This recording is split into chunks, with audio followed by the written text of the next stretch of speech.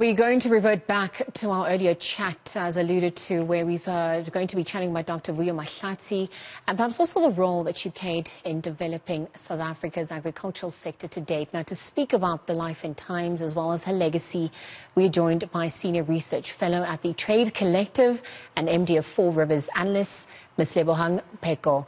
Ms. Lebohnag, a very good morning to you. Thank you very much for joining us. If you can hear us, I mean, this week we were shocked by the passing of Dr. Vuyo Mahlati, and perhaps just looking at her life and times and how she managed to infiltrate the various sectors, not only on a grassroots level, but also a national and international level.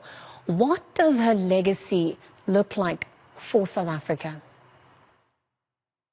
Fascinating woman, and I think that this past few days has given many of us who imagined that we knew her quite well and worked with her the opportunity to engage even more deeply with who she was.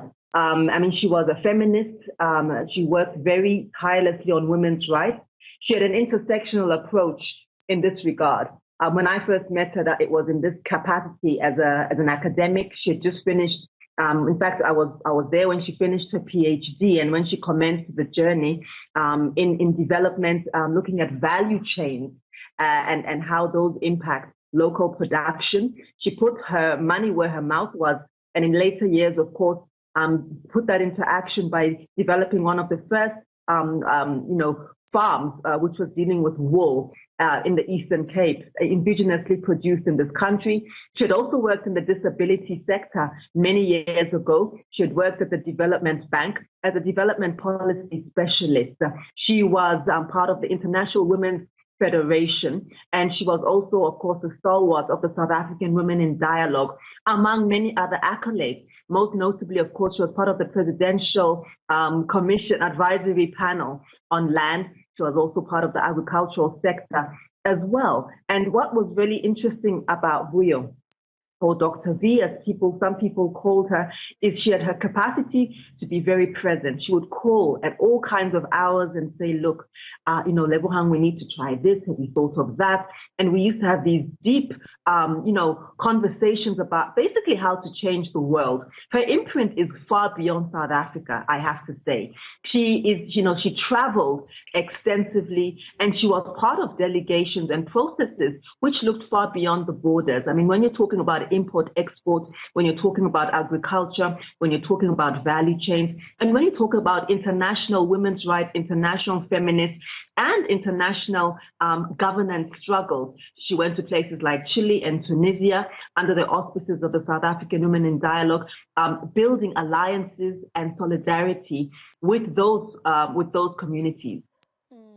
Now, Ms. Lebohnag, I'm just looking at how she ultimately unlocked value for agriculture, also impacting, as you mentioned, women and the empowerment of women, also inspiring young farmers and agriculturists within that sector.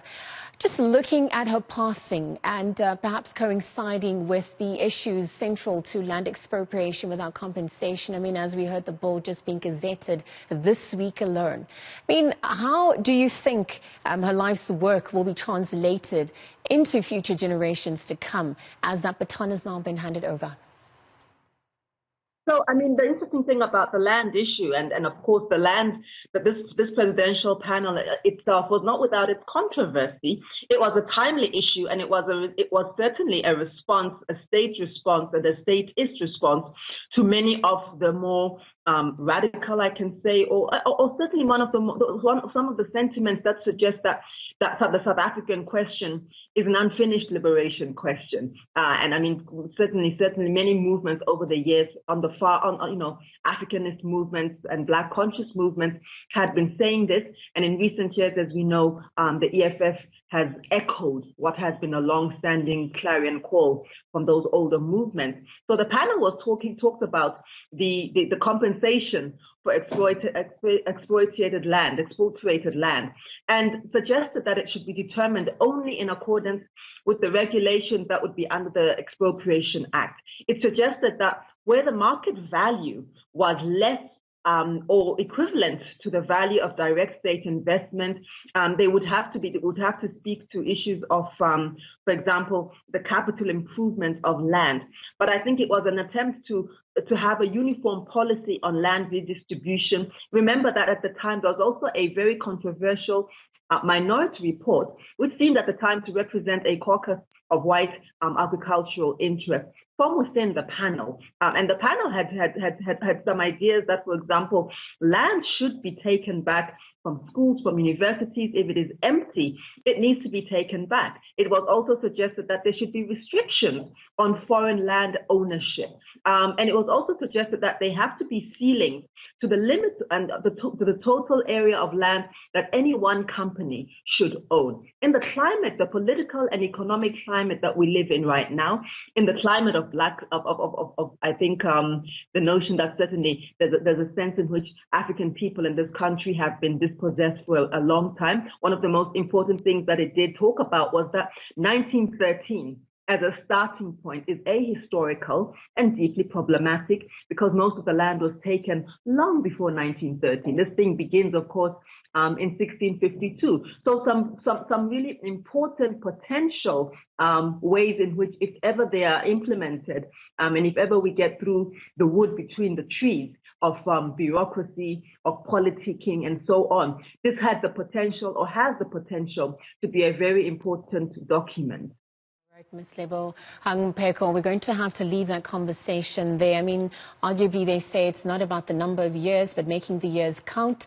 And we were joined by Ms. Lebohnag Pheko, owner at Four Rivers Trading, again speaking to us about the life and legacy of Dr. Vuyo Mahlati and perhaps also the role that she played in developing Southern Africa's agricultural sector at large.